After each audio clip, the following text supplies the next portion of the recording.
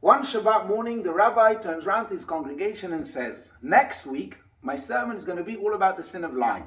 And to help you understand it better, I would like you to prepare and read Leviticus 28 before next week. Okay, the following Shabbat, the start of his sermon, the rabbi asked the congregation, if any of you has read Leviticus 28, please raise your hand. And almost every hand in the room goes up. The rabbi smiled and said, Leviticus has only 27 chapters.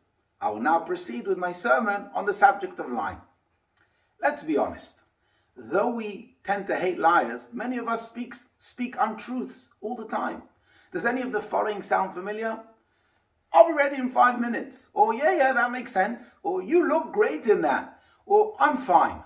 Or I'll try my best. Or let's definitely get together soon. Or I'm not feeling well, otherwise I would come. And so on and so forth. Indeed, Mark Twain once said, a man is never more truthful than when he acknowledges himself a liar. Now, of course, our lies are generally without malicious intent. They're what we call white lies. But does that render them justifiable? Well, perhaps the answer lies in the unique language the Torah uses in this week's Parashat Mishpatim, when it cautions us against lying.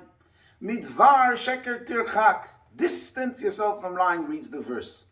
And this is the only prohibition in the entire Torah that this expression is used. Distance yourself instead of do not or thou shalt not. And I always explained that the reason the Torah doesn't say don't lie is because there are exceptions when lying is actually the right thing to do, such as for the sake of peace or saving others from shame.